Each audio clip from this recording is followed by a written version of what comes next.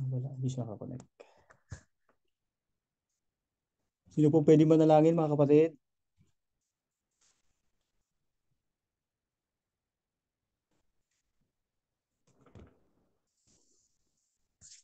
Ako po, Doc. Okay, let Sino po us ito? pray. Hindi po. Our great God, our loving Father in heaven, once again, we call upon you this very hour, asking for your presence to be with us and give us knowledge and wisdom as Pastor Marcaida will deliver to us the lecture, the lesson. May your Holy Spirit will give us enlightenment so that we may be able to digest the things, spiritual things that will lead us in relationship with Jesus. God the Father, we pray that give us good signal this evening as we use this platform to bring honor and glory to your name. Bless my classmates and even our professors, foremost our school president who is not feeling well. May you touch his body, may get well, and continue to work for the advancement of the work that you have entrusted to us. Thank you for being so good and kind to us, and give us, Lord, of the many sins that we have done against you. All these things we ask and pray in the most precious name of Jesus, our Lord and Savior. Amen. Okay, thank you very much, Sir Jerry. Let's proceed Welcome mga po. kapatid. Okay, apo. Ah, ka itong 9 o'clock po kasi ay time ng pag-sign off namin sa AWR. So ako rin po ang in-charge dito kaya pasensya kayo kung medyo may delay po tayo. Kino-connect ko lang po itong ating laptop dito sa ating Zoom.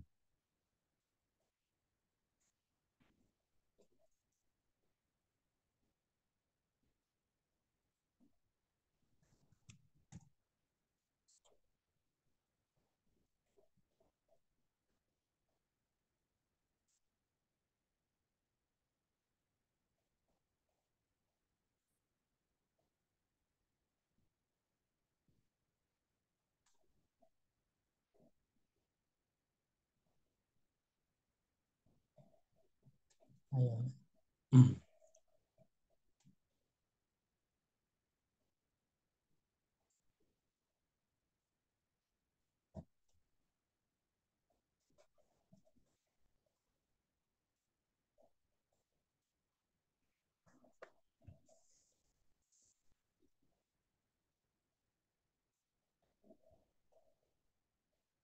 When the king said, "Come," you are blessed by the Father.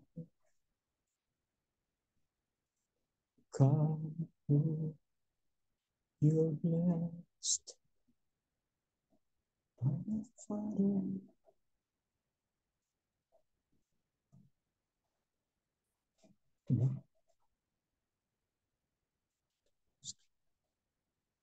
Share.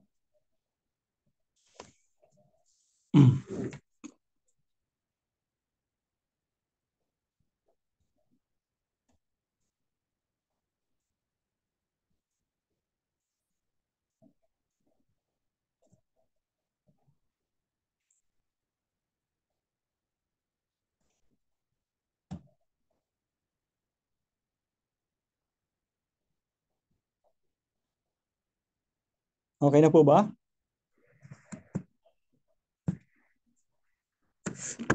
Hello, nakikita po ba ang ating screen? Opo, Doc. Oh.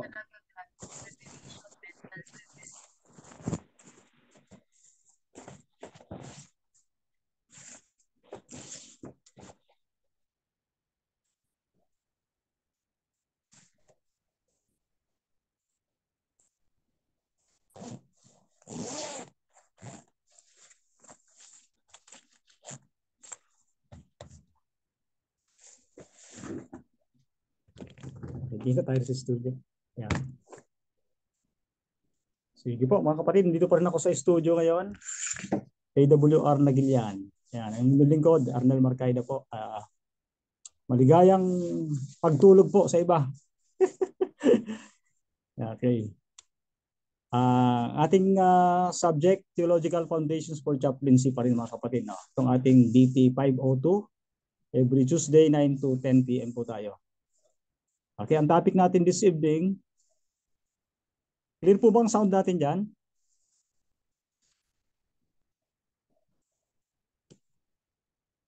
Yes po. Yan po, Biblical Themes for Hope and Encouragement. Ito po ang ating topic for this evening. Ang Biblia po ay punong-puno ng mga talata na nag-o-offer sa atin ng mga words of encouragement sa panahon po ng difficult times. At pag-aaralan po natin ngayong gabi ang ilan po sa mga Bible verses na pwedeng magamit natin sa panahon po ng ating pagbibigay ng pagpalakas loob sa mga nasa panahon po ng bereavement or discouragement. So ating pag-usapan muna itong mga most common themes dito po sa ating pong hope and encouragement. Ang number one dito po yung God's faithfulness. Sabi dito, the Bible teaches that God is always faithful to His promises. Even when we are going through tough times, we can trust that He will not abandon us. Mayaman po ang Biblia sa mga experiences, sa mga tala ng mga karanasan na iba't ibang mga Bible characters na pwede nating magamit po yung mga experiences nila para sa pagbibigay po ng words of encouragement sa mga nalulungkot at nalulumbay. So, nandiyan din po yung tema ng God's love. God's love for us is unconditional and everlasting. Yung sa Jeremiah 31 verse 3, binabanggit doon, ang pag-ibig ng Diyos ay walang hanggan. Ayan. This knowledge can give us great comfort and strength and in times of need. So magagamit po natin 'yan. So, number 3 na tema po dito sa hope and encouragement ay God's power. Sabi nga, God is all powerful. Kaya one of the attributes of God is He is omnipotent. Yan. He is more powerful. Ang sabi dito, and can overcome any obstacle. This can give us hope that He will see us through whatever challenges we face. Mas malaki ang Panginoon sa mga problema ng tao. Mas malaki ang Panginoon kaysa sa mga discouragement na dumarating sa atin. So, yun po mga kapatid. Isa pa yung new beginnings. The Bible tells us that God can take what is broken and make it new. This can give us hope for the future even when our present circumstances seem bleak, sabi dito. No? So ito yung tinatawag natin new beginning. No? Pwedeng magpasimula muli kahit tayo po ay nagkaroon po ng mga discouragement o nagkaroon tayo ng bereavement or nagkaroon ng negative experiences sa love life. Broken-hearted tayo, pwede pong magpasimula muli. No? Kung spiritually naman ay pwede nating tayo magpasimula muli kahit tayo po ay nasadlak sa kasalanan. Ang Panginoon ay dinisenyo niya ang pagbibigay ng bagong puso at nagsisimula yon sa panahon ng tinatawag natin na conversion ng tao. Kapag tinanggap niya na siya ay makasalanan, nagsisi, nabautismuhan, yan ang simula po ng panibagong buhay kasama sa Panginoon. New life in Christ. So yun po tinatawag natin na new beginning. At kahit sa everyday na buhay po natin, pwede rin po tayong nagkakaroon tayo ng kaka-encounter tayo ng mga problemang parang hindi natin kayang malampasan. Pero pagka natapos ang isang araw, close the book. Yan. Let's close the book and another day will give us new beginnings. No? Bigyan tayo ng panibagong umaga, panibagong pag-asa, panibagong brand new page sa atin pong history ng ating buhay. Huwag natin pong dadalhin sa araw-araw yung mga problema natin sa nakaraan na nagbibigay sa atin po ng discouragement at tinatawag natin na yung kalungkutan. Okay, in eternal life, mga kapatid, isa sa mga tema po na binibigay ng Diyos sa Biblia na nagbibigay sa atin ng pag-asa at ng pampalakas ng loob, yung eternal life. Diba, kapag tayo nasa mga funeral services, ay nagbibigay tayo ng true hope. Yan.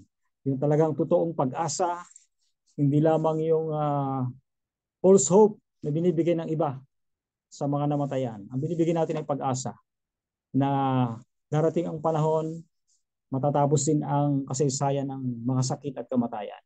Hindi mananatili ang mga sakit at kamatayan, kundi magkakaroon po ng pagbabago ang lahat. Ang mga namatay ay muling mabubuhay, at yun po ay isang dakilang pag-asa natin mula sa promise ng Panginoon na sabi niya ay I am the resurrection and the life. Yan. Bagamat mamamatay ang tao, ay mayroong pag-asa ng pagkabuhay na maguli. So the Bible teaches that those who believe in Jesus Christ will have eternal life. Yan po ang keyword dito ay believe. Yan. At ang sabi dito, this hope can give us comfort and peace even in the face of death. Yan. Of course, mga kaibigan, sa panahon po na hinaharap natin ang kamatayan at yung mga sakit, yan. Ang nagbibigay sa atin ng comfort, sa likod ng libingan ay may pag-asa. No? We have hope beyond the grave because we encounter Jesus Christ as the source of life. Amen po ba, mga kapatid? Amen. Amen. Salamat po. Okay, sa Jeremiah 29 verse 11, here are some specific Bible verses that offer hope and encouragement. Jeremiah 29:11, ang sabi doon sa NIV, New International Version. Sino gustong bumasa? Ako, sir. Dito. For I know the plans I have for you, declares the Lord. Plans to prosper you and not to harm you. Plans to give you hope and a future. Okay, thank you. Sino pong gumasa? Susan Monticelio po. Si Ma'am Susan.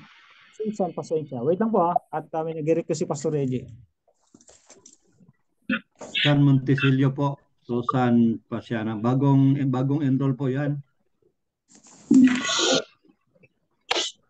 Babalik na muna tayo. Si Pastor Reggie may nalimutan siyang siguro screenshot. Wait lang po .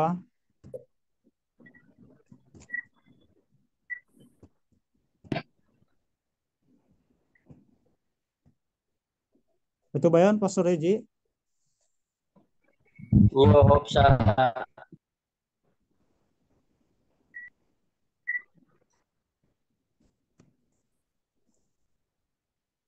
His power.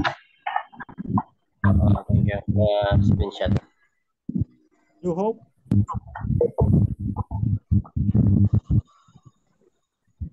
New Hope?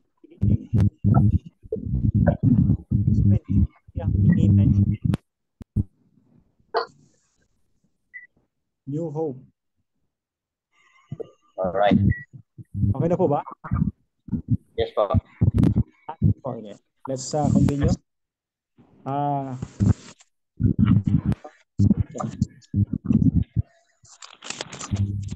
Magbigay tayo ng points of practicing pa. Mag-screenshot ulit tayo mamaya sa after ng ano. Sino nga po yung nag-pray kanina? Balik tayo muna. Si Sir Jerry, ano po? Jerry Faustino ba yun? Nag-pray kanina? Po, Doc. Participation natin. Of course, si Ma'am Susan. Pasensya. Okay, ito po, Jeremiah 29:11. Malimit itong ginagamit, ano? Baga mas sinasabi ng iba na hindi raw ito, out of context daw po ito, na gamitin sa mga graduation, itong for I know the plans I have for you. Declares the Lord, plans to prosper you and not to harm you, plans to give you hope and a future. Pero marami pong gumagamit nito na nagbibigay ng inspirasyon. Kahit sa aming family, favorito ng aking misis na naniniwala siya na somewhere in the future ay magkakaroon tayo ng financial freedom at magkakaroon tayo ng magandang buhay. Hindi pa laging mahirap ang lagay natin, kundi merong plano ang Panginoon. Applicable ito kung merong pananampalataya individually and corporately. Itong promise ng Panginoon sa mga Israelites na gusto ng Panginoon na mag-prosper ang buhay ng mga tao at hindi sila masasaktan, no? Bigyan ng pag-asa at ng magandang kinabukasan. Di ba? Applicable yan sa lahat. Although ang literal context niyan ay para sa mga Israelites. Yun namang mga teksto sa Biblia ay kahit ipinangako ng Diyos sa mga Israelita, since we are modern Israelites, so possible din na ibibigay sa atin ng Panginoon yung mga promises na yan. Okay? Romans 8:28, itong kalimitang ating ginagamit, di ba?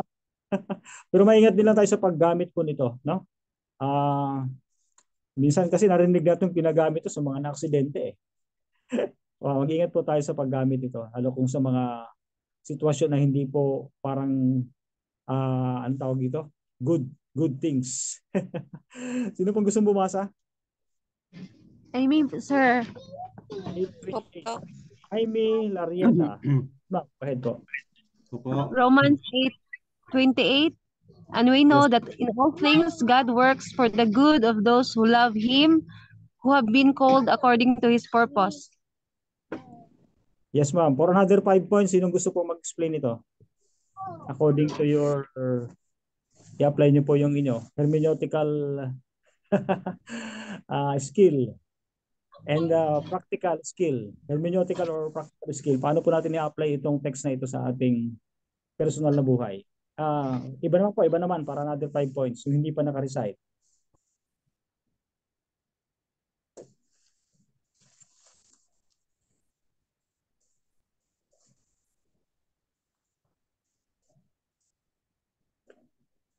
Si Sir Bato, Sir Nilbert o Ma'am Lavon? Ma'am Lavon po, Doc. Ma'am Lavon, sige po. Go ahead, ma'am.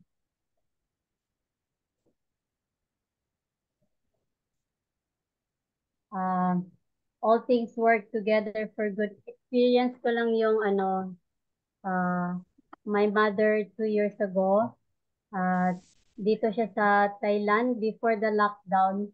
It was October, very fast na namin na may cancer siya, tumor. October. And then after that, so my sister, sabi ng sister ko, uwi talaga sa Pinas kasi mahirap dito sa ibang bansa pag ganun. So may tumor siya sa brain. So cancer, and then parang nasa stage na 3 ata and 4 kasi hindi na namin to pinano pa. So and then my sister said December she wants to go home with my mom. So December umuwi. So mabilisan talaga siya yung pangyayari. Then January na coma na yung mama ko. So he asked us to go home also. I went home with my son only.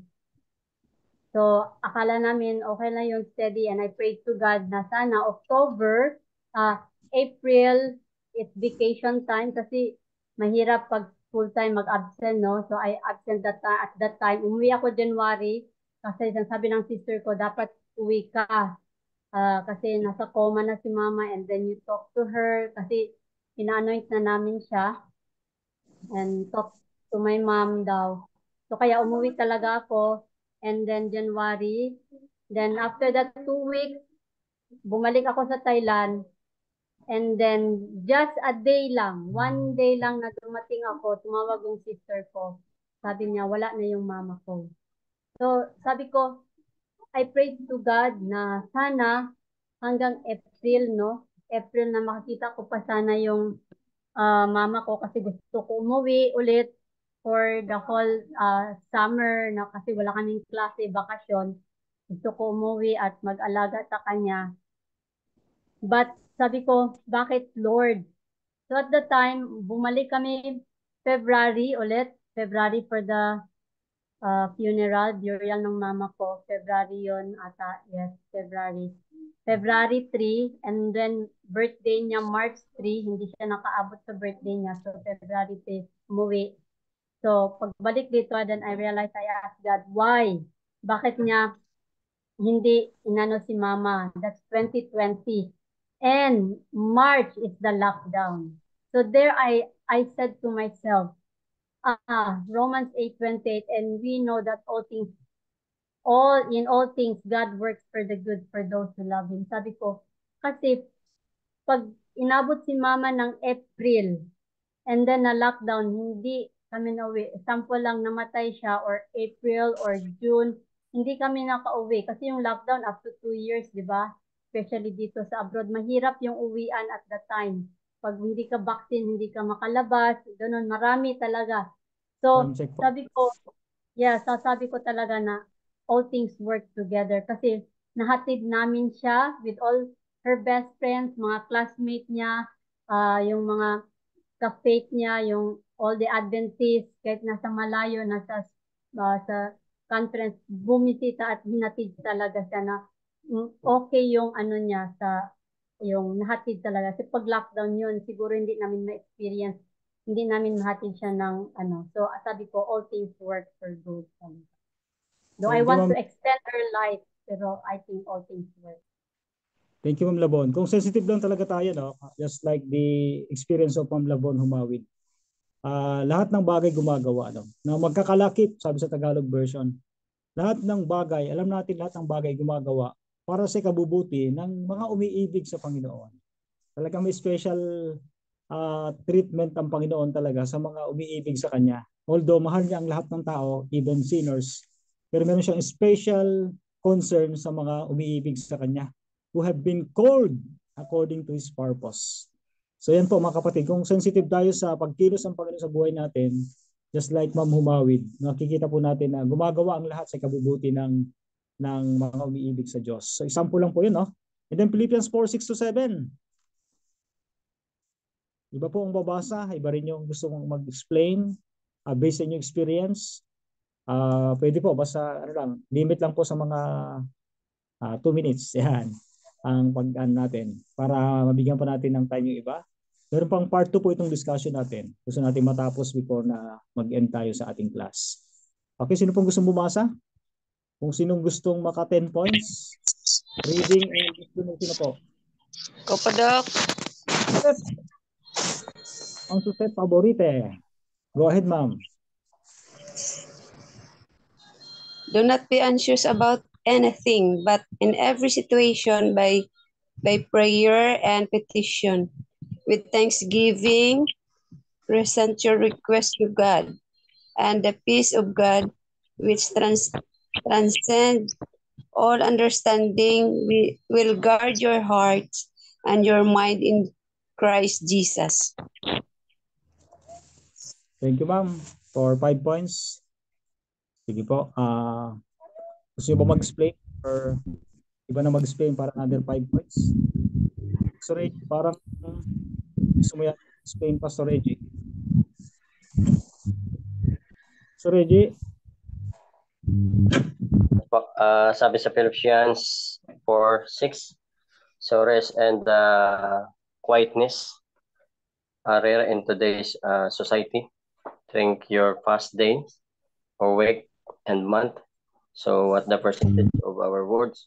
So about guarding po, sabi po, the word rest and the quietness are the root word of peace in Philippians 4:6 and 7, which says, do not worry about anything.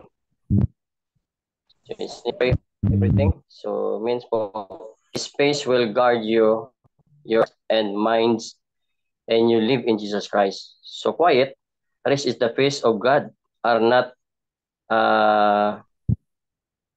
fanciful or wishes, nor are the unrealistic for the words we are live in.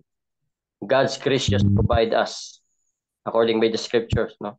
Above all the invitation, paired with the simple instruction for how we can live a life marked by His peace, taking by a deeper atin po makikita, no, na yung Philippians 4:6-7 ay malaking halaga sa ating buhay, lalo na kapag nasa atin kilala natin yung kung paano ang Panginoong Hesus ay gumawa ng mga bagay na kahit mahirap, no? Tanggapin, pero sa kanyang tulong, no? Hindi tayo mahirapan, lalo na po ating matanggap yung kapayapaan, no, sa ating sarili at sa ating buhay, kahit na may mga bighati, kahit mga malaking pagsubok na darating sa ating buhay. So ating tandaan na sabi kanina, ang lahat ng mga bagay ay hindi binigay ng Panginoon na tayo ay mahirapan. Hindi binigay ng Panginoon na tayo ay mag-struggle sa ating buhay, kundi binigyan niya tayo ng mga pagsubok upang tayo ay magtatag, upang tayo ay mabuo, no, ang ating sarili at maniwala sa Kanya. Yun po. Okay, thank you very much, Pastor Reggie. Napakaganda ng inyong explanation. Ang sino yung mga kapatid itong Philippians 4:6-7? Ano po ba ang pinakang problema dito? Ano pinakang problema ng tao dito? Nakita niyo po yung problem? Warrior. Anxious. Yung Anything. Problem natin ay worrying about ano po? anything. About Ano ba yung mga nagpadala sa atin ng worry? Yung mga nag-aalis ng peace of mind natin. Can you give me an example? Ano po ang mga nagbibigay sa atin ng worry? about food. Number 1. Pera, pagkain, dami. Money. Judith. Yes. Sakit po doon. Yan, mga nagbibigay sa atin ng ng anxiousness o yung tinatawag natin na worry. Sabi rito ay Relationship. yung mga unstable na mga relationship, kapag hindi maayos between Stressful. wife, Makes you anxious. parents and between parents and children. So maraming problema, co-workers sa workplace. So sabi rito ay do not be anxious about anything. Sabi ni Apostle Paul, in every situation. Ano po yung advice dito na yan, pag wala tayong peace of mind at meron tayong anxiousness or nagwo-worry po tayo, anong advice po ni Apostle Pablo? Ano natin gagawin? Anong gagawin natin? Pray. Pray, and sabi dito, by prayer, Thanksgiving. Parang pumapasok dito yung principle sa For worrying, so we need to pray. yan. Sabi nga, why worry when you can pray? Why worry? Merong awit na gano'n, di ba? Bakit ka mag-aalala kung pwede ka naman manalangin? God is just prayer away. Sometimes the solution to your problems is sabi nga ay dapat lang between you and me and the Lord. Di ba? Why worry when you can pray? So kapag ikaw pa nag-worry, sa Apostol Pablo ay manalangin at magpasalamat sa Diyos. Kasi marami tayong anxiousness. Kung minsan nakakalimutan nating maging thankful. Magpasalamat sa mga bagay na dumarating sa atin. Kung minsan di ba? Pero na tayo, naghahanap pa tayo ng mas sigit pa. Kaya nagkakaroon tayo ng worrying. Ano kung ang meron, wala tayo. May bagong sasakyan, ng ating luma, nag-worry tayo, di ba? So sabi dito, with thanksgiving, present your request to God. So yung request, yung petition, parehasan po yun. Prayer request o petition, parehasan po yun. Sa ating prayer, may tinatawag tayong ACTS. Ano po? Tama? ACTS acronym. Ano nga po yung una? Yung acts. Ask yung una. Ay, ano nga ba? Yung acts. Adoration. Adoration yung una. Adoration. Adoration, confession. Confession. Yun. Supplication. Ito na yung mga prayer request natin. Sa panalangin, ito po yung pattern natin sa prayer. Diba? So, doon naman sa Matthew 6, may pinabanggit doon, the Lord's Prayer. yung Matthew chapter 6 verse 9, yung pattern ng panalangin, no? Paano tayo manalangin? Okay, sinabi doon ng Panginoong Jesus yung paraan paano tayo manalangin. Pero dito sa content ng ating prayer, dapat ay kasama din po yung tinatawag natin na acts. Charge ko lang tong phone, ay laptop, baka maglobat. Acts ano po, yung adoration, confession, thanksgiving, and supplication. For another 5 points, sino kaya ang gustong magbigay ng example ng prayer na gagamitin yung ACTS? Yung pattern ng ACTS, kahit Tagalog o English na lang. Kasi pagka Cebuano, di ko na maintindihan masyado. Anyway, Bicol po naman ang family ko, ang parents ko. Naintindihan ko po ang part ng Bisaya. At yung misis ko ay Bisaya din yung kanyang mother. So may naintindihan akong part din ng Bisaya. Okay, sino pong pwede mayroon ba gusto mag-pray for another 5 points? Yes po. Nauna na si Second Lieutenant De Losari. Sige, go ahead, Pastor. Yung acts of prayer po. Ayun po. Ama namin. Ama namin na mapagpala or sa gabing ito, kami po ay nagpapasalamat sa iyong kabutihan. Kami po ay kayo po ay aming pinupuri, no, sa buong buhay namin dahil kayo po ay nagbigay ng buhay upang kami magpatuloy na mananampalataya sa iyong harapan. At kami po ay nagpapasalamat bago po kami magdating sa aming mga gustong ipaabot sa iyo, kami po ay humingi ng kapatawaran ng aming mga kasalanan sa puso, sa salita at sa gawa. Sa anumang uri na aming alam at hindi nalaman ng mga kasalanan, sana po iyong tanggapin at upang ito ay aming mga panalangin iyong sagutin. At kami po ay nagpapasalamat sa buong araw na iyong pinapaloob. Binigyan mo kami ng protection at thank you sa lahat ng mga blessings na iyong binigay. At maraming salamat din sa iyong pinagkaloob ng banal na ito. At amin po inihiling na kami yung patnubayan, bigyan ng protection sa araw-araw, kaalaman, at upang kami ay maglago sa aming araw-araw na mga gawain, at kami iyong patawarin at iyong tanggapin. Ito ay aming inihiling na sa pangalan ng aming tagapagligtas na iyong anak na aming Panginoong Hesus. Amen. Amen. Amen. Maganda po yung prayer ni Pastor Reggie, ano? Yung ito scrambled lang, pero nandun lahat yung elements ECTS. Pag-fit ko itong sample, ng in pattern naman, tama rin yung kay Pastor Reggie. Scrambled lang, yung Thanksgiving, andun sa adoration, subukan ko po yung subukan ko po. Sinong gustong sumubok? Yung sama-sama siya, adoration mauna, and then confession, thanksgiving, at supplication. Gusto ba 5 points.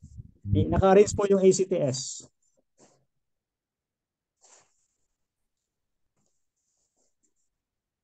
Wala na po. Ako na magbigay ng sample. May I try? Sige po. Si Ma'am Susan. Yeah. Gracious Father in heaven, we glorify your name for this wonderful night that you have given to us to study the very precious words from the Bible.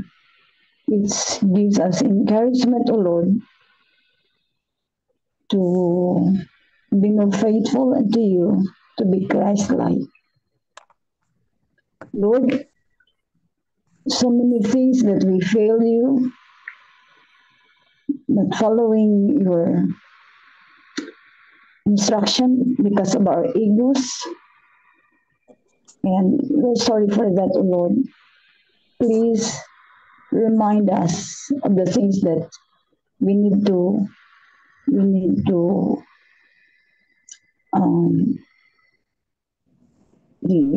sorry for our sins, that the Holy Spirit reminds us. And Thank you for cleansing from all our unrighteousness. And thank you for Jesus Christ who cleans us from all our sins, and the Father who always yes to our prayer, to answer our prayer, and with the Holy Spirit who always brings our prayer to God. And tonight we have request, Lord, as we retire, as we sleep, please send your angels towards us, take care of our families, and be in all our needs. Thank you for hearing and answering our prayer. In the precious name of Jesus. Amen. Okay, thank you very much, Ma'am Susan. Another 5 points po. Sige po, let's continue. Thank you sa mga nag-participate sa atin. Okay, Psalms 46 verse 1. Sabi dito, God is our refuge and strength, an ever-present help in trouble. Ang Panginoon daw po ang ating kandungan, tanggulan, kalakasan, laging nandyan sa panahon po ng panahon ng kabagabagan. Ever-present, no? Help in trouble. So ang gandang gamitin ng mga kahit sa mga biblical counseling, no? Sa mga tao na nangihina, nandulupaypay, God is our refuge and strength and ever-present. Tandaan natin na hindi sinasabing sa panahon na hindi siya busy ay tutulungan ka niya. Kundi sabi ito, ever-present help in trouble. Kung mapasama ang kanyang tiwala sa Diyos, siya po ay ever-present help in trouble. Okay? Isaiah 40 verse 1. Sino pong pwedeng bumasa in 1 minute? I-explain na rin po. Isaiah 40, Hilariata, sige ma'am. verse 31. But those who hope in the Lord will renew their strength. They will soar on wings like eagles. They will run and not grow weary. They will walk and not be faint. Anong pagkaunawaan dyan, ma'am? Ang naunawaan ko dito sa Isaiah 40 verse 31, kapag ang tao ay, kapag tayo daw, strength, and kahit saan tayo, ang Diyos ay magbibigay sa atin ng lakas, protection, at hindi tayo pababayaan niya, at hindi tayo malulungkot kung ano man ang mangyari sa atin, dahil ang Panginoon ay nasa ating buhay. Andiyan lang siya. Okay, Yun lang thank you po. po. Ma'am Aimee Hilariata, thank you so much. Ang ganda po ng inyong unawa dito sa Isaiah 40 verse 31. Thank Ito you, po, sir. special na to ay ginagamit natin sa mga nanulupaypay, nanghihina sa pananampalataya, o nawawalan sila ng pag-asa. So, but those who hope in the Lord, sino mang nasa Panginoon daw ang tiwala, ay nagpapanibago ng kanilang sigla, no? Maganda po yung example dito, no? Metaphor ito, di ba? Yung they will soar on wings like eagles. Paano i-describe ni Isaiah kung paano pinalalakas ng Panginoon yung mga tao na nagtitiwala sa kanya? Sabi dito, sila lilipad na parang may mga pakpak ng agila. Alam niyo ba yung eagle kapag may storm? Alam niyo ba ang karakteristik ng eagle? Kapag may storm, may mga problema sa buhay nila, instead na sila po ay nagtatago sa mga likod ng mga punong kahoy o sa mga likod ng mga sanga ng kahoy, sila po ay they soar high. Gusto nilang lumipad ng mas mataas, at yung sinasalubong nila yung malakas na hangin na yun ang parang saranggola na kung naka-opposite dun sa malakas na flow ng air, tumataas siya ng tumataas. So yung eagle, para makonquer niya yung storm, hindi siya tatago, kundi ang gagawin niya ay sasalubungin niya po yung storm para yung paghampas ng malakas na hangin, yun ang magbibigay sa kanya ng power para makalipad siya na mas mataas kaysa sa storm. Kung nandito yung storm, sa ibabaw siya. Magaling po. So they will run and not grow weary, they will walk and not be faint. Ang ganda po ng promises ng Panginoon, ano? So these are just a few few of many verses in the Bible that offer hope and encouragement. And if you are feeling down or discouraged, I encourage you to read through the Bible and find the verses that speak to you. Yan. Pwede rin kayo mag-search sa Google. Verses, Bible verses for encouragement or to encourage people. Okay. May lalabas po niya, ibibigay sa inyo lahat po yung mga Bible verses. Okay, mga kapatid, next po yung part 2 natin, itong Finding Strength in Suffering. Ito po yung mga stories of resilience. Sa mga nanlulupaypay, pwede rin tayo magbigay ng mga true to life stories from the Bible. Sabi dito, throughout history, countless stories showcase the human spirit's ability to find strength in suffering. These tales serve as powerful testaments to the resilience that lies within us all. Yan. Okay, isa po dito mga kapatid, ay gusto ko sa inyong dalhin tong kwento ni, ito po yung mga example, parang may apat tayong tatalakayin ng mga personalities dito po sa ating pag-aaral ngayong gabi. Ang una po dito ay si Malala Yousafzai. Yan. Sino po ba ito? Si Malala. Si Malala po ay young Pakistani activist. She was shot in the head by the Taliban for advocating for girls' education. Gusto kasi niya yung mga kababaihan makapag-aral pero binaril siya ng Taliban. Yung mga parang pirata sa kanila, sa kanilang lugar. Despite the trauma, yung mga terrorist po, she recovered to become a vocal champion for education rights. Kaya po nakilala ito. Winning the Nobel Peace Prize at the age of 17. Her story exemplifies the power of finding purpose and strength in the face of violence. Yan po, ang sabi niya, all I want is an education and I'm afraid of no one. Sabi ni Malala Yousafzai. Yan. Yun po ang kanyang advocacy, magkaroon ng education ng mga kapwa niya kababaihan. Kaya pangalawa po dito ay si Helen Keller. Si Helen Keller po, alam natin yung kwento, ano? Saan niyo po ba una na-encounter si Helen Keller? Yung pangalan niya. Familiar ba kayo kay Helen Keller? Yes po. Saan niyo po na-encounter, Doc Richel? Yung pangalan ni ni Helen Keller. Nung college ako, Doc. Mga inspiring stories po. Sa akin naman during sa board exam. Helen Keller.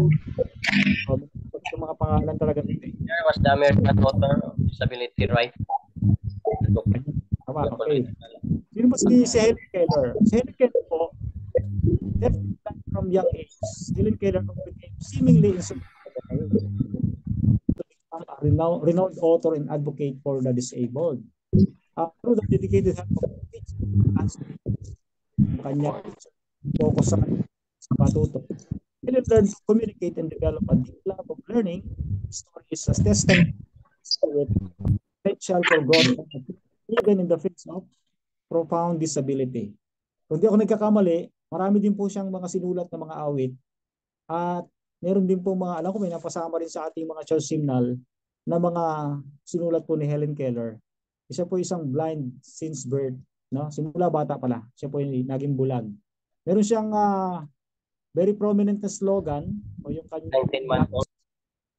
Sabi niya, do not think of today's failures but of the success that may come tomorrow. Yan po ang sabi ni Helen Keller. Huwag daw tayong matakot sa mga kabiguan ngayon. Maganda yung mga pinag-usapan kanina, no? Kay Ma'am Ramat. But of the success that may come tomorrow. Kasi kung tayo nga po ay hindi resilient, kung may failure tayo ngayon, tapos gumig up na agad tayo, paano pa yung future natin? Parang yung first batch. First batch and second batch ng mga scholars dito sa LCMBSI. Medyo mahirap ang pinagdaanan po nila, no? Lalo yung mga dumaan sa fast track, yung mga fast trackers, hindi po madali ang pinagdaanan, no? Naging resilient lang po sila. Kaya po sila nakarating sa finish line. Praise the Lord, mga kapatid. Anyway, yung mga iba naman na naiwan ay nandiyan pa rin sila po, yung mahabol pa rin para may una-una lang naman pero maaabutan din. Ayan. Ito po, si Viktor Frankl. Hindi ko alam kung paano i-pronounce ito. Frankl? Viktor Frankl. Ano po itong kanya namang contribution? Holocaust survivor daw po ito. Si Viktor Frankl endured unimaginable horrors in Nazi concentration camps. Siya po yung nabihag ng mga Germans, mga sundalo. However, he found meaning in his suffering. Meron siyang lesson natutunan sa kanyang suffering through the development of logotherapy. Ano po itong logotherapy? A form of psychotherapy that emphasizes the importance of finding purpose in life. This story teaches us the importance of hope and the power of the human spirit to find meaning even in the darkest of times. So kita niyo po, nagdanas to ng kahirapan, no, suffering sa Nazi concentration camps. Alam niyo naman kung gaano kalupit ang mga German soldiers. Pag nakapasok ka sa concentration camp nila, swerte mo kung di ka mamatay sa gutom, mamamatay ka sa stress. Sa pagkapahirap po nila. Ang kanya pong prominent na kinukote na sinabi po niya, everything can be taken from a man. But one thing, the last of the human freedoms, to choose one's attitude in any given set of circumstances, to choose one's own way. Yan po ang sinabi ni Viktor Frankl. So yun po mga kapatid, ang mga bida sa ating sa ating pag-uusap sa topic natin na finding strength and suffering. At ang sumunod po ay si Arunima Sinha. A former national level volleyball player po ito. She lost her leg in a train accident. Nasagasaan po ng train yung kanyang nasagasaan basta na-aksidente siya sa train. Naputo lang isa niyang paa, yung left side, no? However, she refused to let this define her. Ayun sabihin na si Arunima na naputol ang paa. Ayun yung gusto i-describe siya na siya ay isang pilay o putol ang paa. She became the first Indian. Yan. Ito matinding ginawa niya. First Indian amputee. Pag sinabing amputee, putol ang paa. Amputated po yung kanyang limb, lower limb, no? To climb Mount Everest. Grabe ito yun nga pong buo ang paa. Nagti-training pa sila ng exercise nag-prepare silang mabuti para sa pag-akyat sa Mount Everest, pero hindi po lahat nakakarating sa peak, sa top ng Mount Everest. Sabi niya dito ay sa story, she became the first Indian amputee to climb Mount Everest, proving that physical limitations needn't, sabi dito, hinder the pursuit of one's dreams. Her story is an inspiration to anyone facing adversity. Hindi pala hadlang ang pagiging, anong tawag natin doon sa mga sa persons with disability, PWD. Hindi pala po hadlang ang pagiging PWD o yung pagiging hindi kumpleto ng iyong katawan para maabot mo ang iyong mga pangarap. So, parang pwede rin natin i-apply ito sa spiritual na buhay at maging sa education. Hindi hadlang ang kahirapan para makatapos ka kasi pwede na mag-working student. Ang sabi pa ni Arunima Sinha, they tried to steal my purse. Sinubukan nilang nakawin ang aking pitaka. When I protested, they threw me. Ayun pala, yung istorya niya. Siya po pala ay nakasakay sa tren. May mga hold-upper na inagaw ang kanyang pitaka, yung wallet niya. Nung hindi po niya ibigay, siya po ay inihagis ng mga masamang loob sa labas ng train habang tumatakbo ang train. No? Before I could get up, another train came and ran over my legs. Tama nga. Yung palang nangyari ng kanyang kaliwang paa ay naputol, nasagasaan talaga ng tren. Pero matindi, buhay pa rin siya. Pero siya po ay nag-aral at naging doktor po siya. No? Dr. Arunima Sinha. Sabi pa niya, when I reached the Hillary step, my Sherpa told me, Arunima, let's go back. Your oxygen supply is running out. Hillary step is just steps away from Mount Everest. I decided to go ahead, come what may. And in about an hour, I was at the top. May isang station doon sa Mount Everest na sabi nung Sherpa niya ay, balik na tayo. Wala ka ng oxygen. Masyado nang mahirap para sa iyong umakyat. So alam naman nila yung physical hindrance sa kanya, yung putol ng isang paa niya. Pero kaalain nyo, dahil sa mataas ang kanyang fighting spirit na matatapos niya ang kanyang pag-akyat. After ng mga ilang oras, nakarating siya sa top of Mount Everest. Kaya nga po siya ang kauna-unahang babae na amputee na nakaabot, na nakaakyat sa tinatawag natin na top of the mountain Everest, no? These are just a few examples. Many others have found strength in overcoming illness, loss, poverty, and other hardships. The common thread is the unwavering human spirit's ability to adapt, find meaning, and emerge stronger from challenging experiences. So mga kapatid, ano po yung mga lessons na matututunan natin dito sa ating pong mga bida ngayong gabi? So, una po ay identify with their struggles. Gusto ko sana kayo bigyan ng time na mag-share as reflection. Pero because we are running out of time, itatapusin na po natin ito. Sabi nito, ang mga lessons na ating matututunan ay ano? Recognize identify their struggles. Recognize the universality of suffering and the fact that you're not alone. Yan. Kung tayo daw po ay nagdurusa sa iba't ibang mga laro ng buhay, ay kilalanin po natin na ang suffering po ay universal. Hindi lang tayo nag-iisa. Marami ding nakakaranas. Yung iba mas mahirap pa kaysa sa dinadanas po natin ngayon. Pero sila po ay naging resilient. Hinayaan lang nila na yung hirap na yon ay maging daan para mag-struggle sila, para magtagumpay sa kanilang buhay. Ang pangalawang lesson ay focus on their resilience. Diba? Universal daw pong suffering and the fact that you're not alone. Hindi tayo nag-iisa. And then see how they found the strength to keep going and didn't give up. Tingnan niyo po yung resiliency.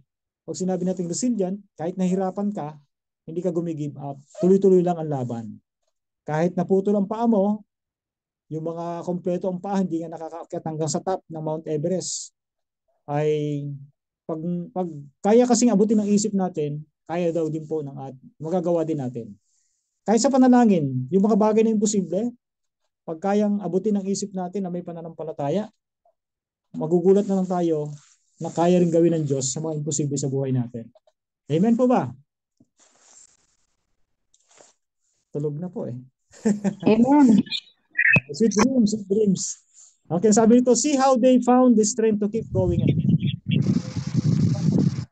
Tatlong ano dyan, dito sa focus on the resiliency, never give up, never give up, never give up. Okay. Just go on, go on, go on. Yan. Okay, number 3 is learn from their strategies. Ano mga strategy pong ginawa nila para sila magtagumpay? Explore the methods they use to cope and find meaning in their struggle. Okay, yun po yung mga kapatid. Pag-aral natin ang kanilang mga strategiya kung paano sila nagtagumpay. And then last, remember, even the most resilient people need support. If you're facing your own challenges, remember these stories and seek help from friends, family, or professionals. There is always strength to be found even in the midst of suffering. Ang sabi sa Philippians 10, I can do all things through Christ who gives me its. Lahat ay magagawa natin sa pamamagitan ni Kristo na nagpapalakas sa atin. Si Christ nga ay parang kung iisipin niyan sa pagiging tao, di ba, nagkaroon din siya ng struggle. Naging madali ba sa kanya bilang tao yung pagtanggap niya ng sacrifice, mamamatay sa krus? Di ba may struggle din siya last night before the crucifixion? Nakipagbuno din siya sa Ama. Kung maaari idumampas sa kanya, hindi niya inuman yung saro, yung cup of suffering. Ibig sabihin, hindi niya tanggapin sana hindi sana matuloy yung kanyang paghihirap sa krus. Alam niya yung kung gaano kasakit yon bilang tao. Pero dahil resilient ang Panginoon, sabi niya, not my will. Sa last part, sinabi niya, Father, not my will, but thy will be done. Kasi alam din ng Panginoon Jesus, naka-mindset siya na kahit masakit yung gagampanan niyang role dun sa plan of redemption, alam niya na yun ang way, the only way to redeem sinners, to bring back to God. Maibalik sa Diyos ang mga taong makasalanan. Kung umatras ang sana ang Panginoong Hesus sa kanyang mission to seek and save the lost, to die on Calvary, nasa kaya tayo ngayon? Meron ba tayong ibibigay na hope sa mga tao? Wala na, di ba? Kung ang Panginoong Hesus din po ay nagkasala, Sino pang ipapadala ng Ama? Kung hindi siya naging resilient sa mga challenges, struggles, suffering sa kanya pong dinanas, sino pang ipapadala kaya ng Ama para magligtas sa atin? Meron pa kayang reserve? Wala na po, ano? Wala na talaga. So, salamat na lang sa Panginoon dahil naging resilient siya. At yung pagiging resilient ng Panginoon, nagbigay sa atin ng pag-asa. So, doon natin hugutin yung pag-asa na kapag nasa Panginoon, may pag-asa. Kahit may sakit, gumagaling. Kahit mamamatay, may buhay na ibabalik ang Diyos. Lahat ng mga nagtiwala sa Panginoon ay insured. Yan, insured na. Okay, I will give at least 3 na magbibigay po ng short, kahit 1 minute na reflection. Bigyan natin ng tigpa 5 points ulit, another 5 points. So magbibigay po ng kanilang reflection na pag-aaralan natin dito sa ngayong gabi. First 3 po. Tigpa 1 minute lang po para mag-end na tayo. Opo, sir. Ito ay si Ma'am Aimee. Ma'am Aimee. Sige po, talagang kayo ang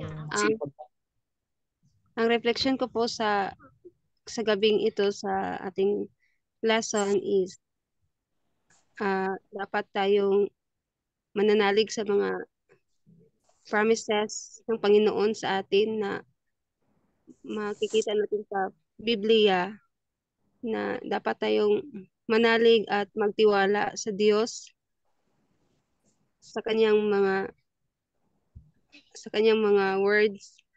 At ito kasi maging true sa ating buhay kapag atin itong i-apply at paniniwalaan at i-trust sa Kanya ang lahat ng ating mga suliranin, ating mga challenge, difficulties sa buhay sa pamamagitan ng pag-surrender sa Kanya ng ating Panginoon. Kasi ang Kanyang mga promises, isa din itong daan na magbibigay ng strength sa atin at hope sa mundong ito na ating ginagalawan. Yun lang po, sir. Okay, thank you, Ma'am Larieta. Aimee Larieta. Nakakuha kayo ng another 5 points. Meron pang gusto ano po? Okay. Another 2. Doc Arnel. Yes. Wait lang po. Sabi ni Pastor Reggie De Rosario, may kasabihan nga, Doc, hayaan mo ang problema na problema. Tama. Manghawak sa Panginoon tayo. Okay, sino po ito? Si Sino ba muna ano? At tapos susunod si Ma'am Maria Lorena de Dios. Ay, Susan. Tapos na po ba si Susan? Yeah, I like to share also. After engineer. Ma'am Susan, okay. On the way na kayo. Go ahead po, Susan. Okay. Yung gusto ko yung Romans 8:28. All things work together for good. Sa life, we have troubles. Even me, I met some troubles last 2015. I wish that tomorrow na dayon ang 2016, but the worst in my 2016. But I realized that all things work together for good because God wants us. Sometimes we are in the dark so that we may see the light. So yung trouble na yun, I realized after all that God brings us to be in resilient life. So ang ganda pala pagkatapos ng mga troublous years, God's goodness all is supplying us and following us. That's His promise that The goodness and mercy shall follow me in all the days of our lives, sabi ni God. So, whether I do not know how we reconcile that all things work together for good, but at the end of the day, God is bringing us to the resilient mind, or we have peace in our mind. That's all. Okay, thank you so much, Ma'am Susan Montillo. You've got another 5 points. Si Engineer Romeo Celeste? Yes Go po, ahead. Doc. Okay. Yung reflection ko po, Doc, ay isang tulad ko sa nangyari dito sa aming probinsya during Typhoon Pablo, wherein we were really totally devastated. Many died. Homes and houses, properties were down. But along the way, as we recover, we come up with a theme to build back better. Despite of this in our lives, whatever circumstances, we are down, but we can still build back better because we have a God that will support us to come out victorious in whatever circumstances in our life. So just come trust on the Lord with the promises that we have to be not to be anxious in anything, and He will just give us a new life and become a new Christian. After the suffering, we can build back better and see the promise of the rainbow be after the storm. Yan lang po. Ganda po. Thank you very much. No? May rainbow after the storm. Promise yun ng Panginoon na it reminds us that God will not send flood again. Yun Yes. from Genesis yun, di ba? Yung pag nakikita natin yung rainbow, ibig sabihin na it reminds us that God will not send flood again. Worldwide flood. Okay, sa ating spiritual life, pwede rin natin i-apply yun. Kahit na may mga instances na may mga hindi naman laging madali ang buhay. So kahit mga Adventist tayo, sinasabi natin na Christian life is not always like bed of roses. Di ba? Meron ding mga thorns. May mga thorns din, thorns of life. May mga sufferings, may death. May mga hindi magandang experiences na iniisip ba natin na tayo ba ay ano pa rin? Kasama pa rin tayo sa mga dapat na mag-suffer. Let us remind, mga kapatid, let us be reminded that we are still in the enchanted kingdom. Habang narito tayo sa lupang ito, nandito ang kaaway, ang mga anak ng Diyos ay hindi po exempted sa mga sufferings. Tayo nga po ang mas matindi ang dadanasin. Dahil ipapalasap ng kaaway sa mga commandment keepers at sa mga loyalists sa ating Panginoong Hesus ang kanyang malupit na paghihimagsik laban sa atin. Okay, let's give time for Ma'am Melrose Alcosero. Go ahead, Ma'am Melrose. Good evening po. Good evening to Ma'am. Share ko lang din po yung experience ko. Yung Sige po. yung time na nagkasakit ako. Yung palagi ko lang na nasa isip ko yung sa Jeremiah 29:11 na for I know the plans I have for you. Plans to prosper you, not to harm you. Plans to give you hope in the future. Kahit na hindi ko naintindihan yung panahon na iyon kasi down na down ako. Wala na akong hope. Pero dahil sa miss na Panginoon, doon sa din Romans 8:28 na all things work together for good to those who love Him. So, yun yung way na nag-hold ako sa promise ng Panginoon. Kaya by God's grace, na-regain yung strength at naging ngayon na maka-recover na. Yan lang po. Thank you po. Okay, thank you very much, Ma'am Melrose. Okay, meron pa po ba? Kung wala na po ay gusto ko pong i-announce na would like to give another extra 5 points sa lahat po ng nag-stay. Si Ma'am Maria Lorena, di Diyos po ba ay nabigyan ko na ng time? Hindi pa na yan, ma'am. Wala pa. Sige, ma'am. Sige, ma'am. Matulog eh. Okay. Sorry naman. Maganda po yung topic, kaya parang nainganyo din ako. Isa sa mga gusto ko lang i-share. Marami akong experience pero mahaba yun masyado. Yung sinasabi nila na kung malaki ang problema natin, mas malaki ang Diyos natin. In times na sa mga panahon na tayo ay namumroblema o nasa pagsubok, iniisip natin, nakalimutan natin Diyos. Lagi kong naalala yung awit na ano yung footprints in the sand, na akala natin iniwan tayo ng Panginoon. Akala natin napakamiserable ng buhay natin. Yun yung lahat ng bagay ay nagkakalakip na gumagawa sa niya.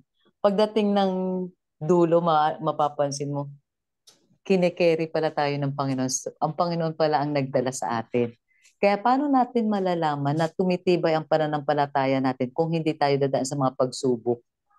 Di po ba? Hindi tayo natututo. Akala lang natin, napakalakas ng mga pananampalataya natin. Pero pag dumating ang pagsubok sa atin, doon natin makikita o makikilala ating sarili, kailangan natin ang ating Panginoon. Doon malilinang o makikita ang purong ginto. Kaya maganda po yung topic natin yan. Amen, thank you po. Totoo po yun. Kahit sa Biblia po sinasabi na dinadalisay ng Panginoon dinadalisay ang ginto sa pagitan ng apoy. Yan. Doon sa ating mga previous na mga lesson natin, yung tinatawag natin na ano kayong term na ginamit doon? Crucibles. Yan. Pinapahintulot ng Diyos na magdaan tayo sa mahirap na karanasan para maalis yung mga dumi sa ating karakter. Ma-refine tayo. Tayo ay maging dalisay katulad ng gintong dinalisay sa apoy.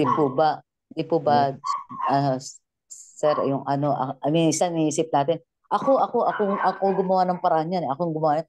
Pero pag dumating tayo sa time na yun na parang hopeless na tayo, doon mo makikita na ang Diyos ang tumulong sa'yo. Mawawala yung pag-ano mo sa sarili. Yung masyado kang bilib sa sarili. Makikita mo kung paano gumawa ang Diyos sa iyo. Tama po, no? Yung sa footprints in the sand, sinisisi niya ang Panginoon, bakit doon sa last part ng buhay niya, isang paris na lang ng paang nandun sa sand, sa seashore, di ba?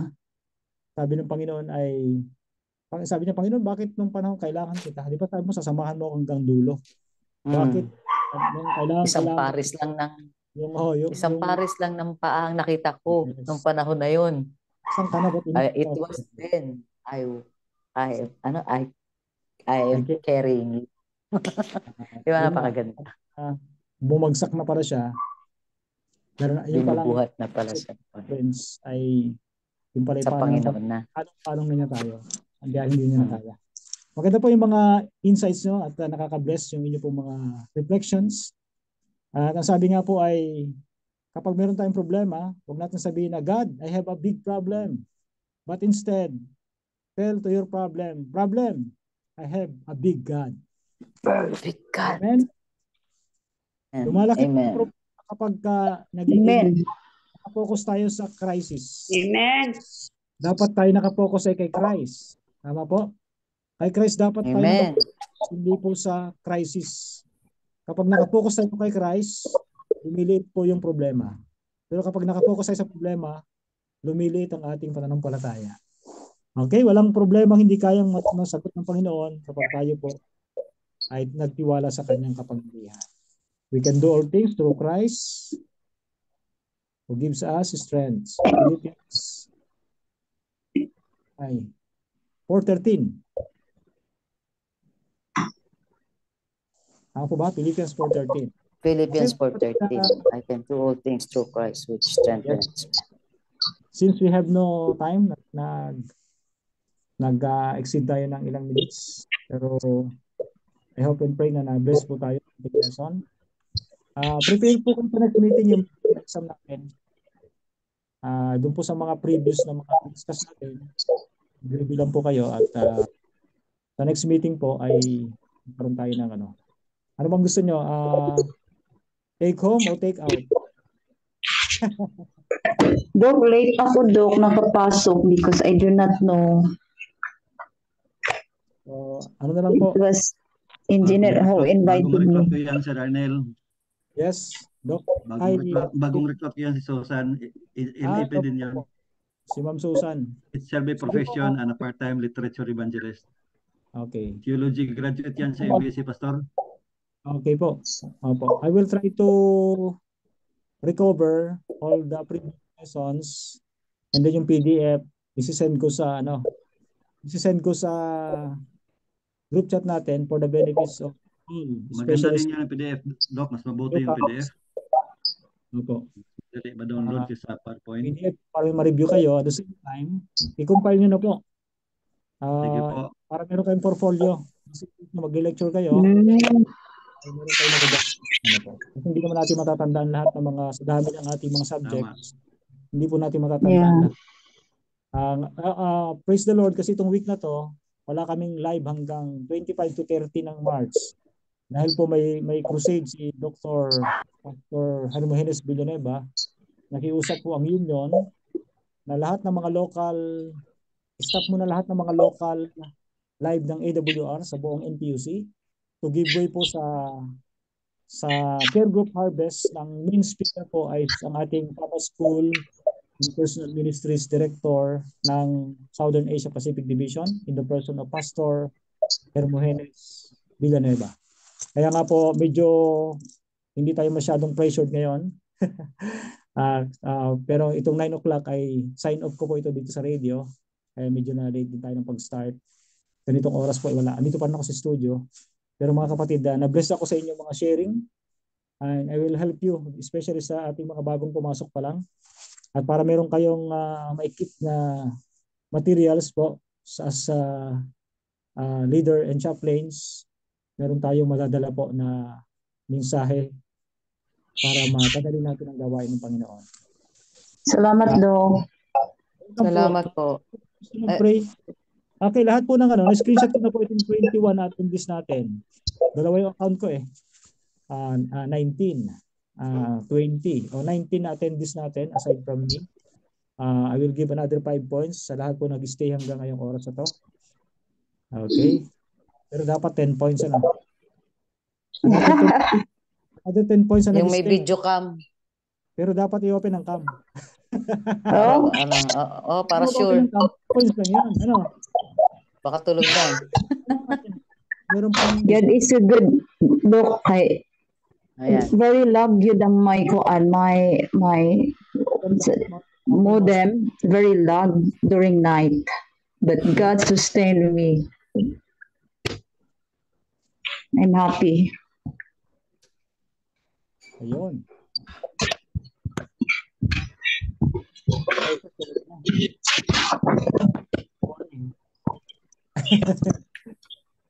Sir Kidiler, Bael, Pastor Raul Tagarao.